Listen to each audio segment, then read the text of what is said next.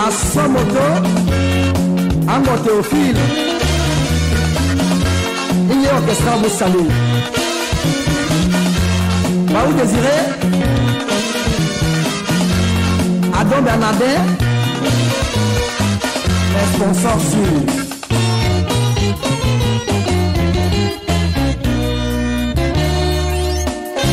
Et tu, ya pigoma, assis la choe, y'a pas ma paix moi.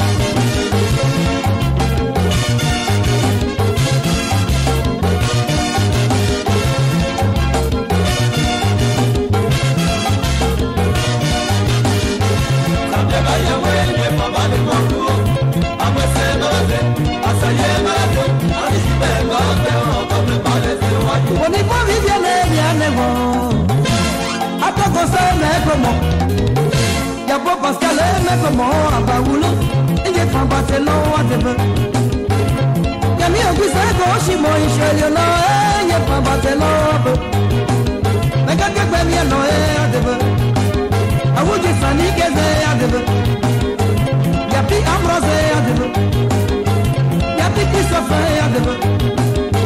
Y'a pas Félicien à Debe. Il est pas Barcelone à Debe. Didier Bleu à Debe, à qui Jacob à Debe, à ça y est, ça va la belle robe, que pour les sons de belle robe, y'a un jamama à Debe, ok, Antoine à Debe, à qui a des bonnes à Debe, à tout Moïse, mais comme même Moïse, il n'y a pas Barcelone robe, y'a un gars, il est à Debe. Na fisa ya debe, azigazi modo ya debe, asanda tole ya debe, aoti deni ya debe, ala michele ya debe, asaya saba la be wabe, pidile ye ye cho, popele ye cho, pasamole ye cho, yapi asanye ye cho, asadele ye cho, yapoi be ye cho. Le gaga gamia no e adebe, asa yeso ba no so abe, ate gavanu e adebe, amakwata no e adebe, ate anato le ke bune u ate ye, inye famba te lo o sheri wo di adebe ye. Adeba ye we ye famba de bongo, abose malate, asa ye malate, ati sibe ba be o abe pa le so aye.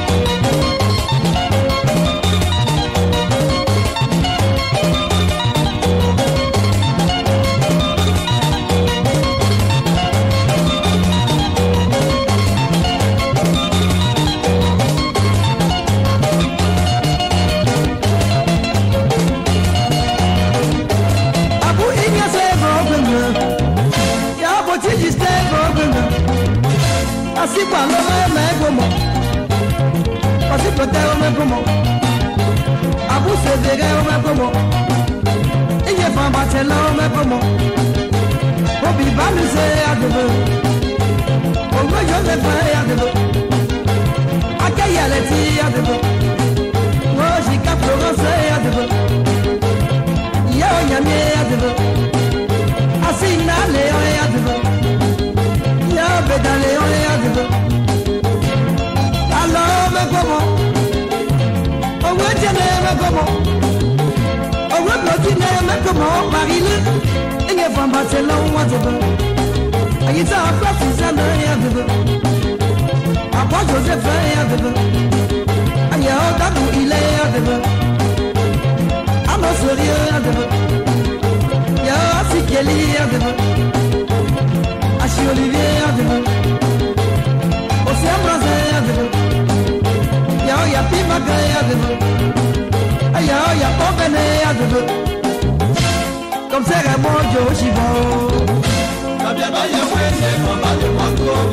Après c'est malade, à ça y est malade. À si j'y vais pas, on va préparer ce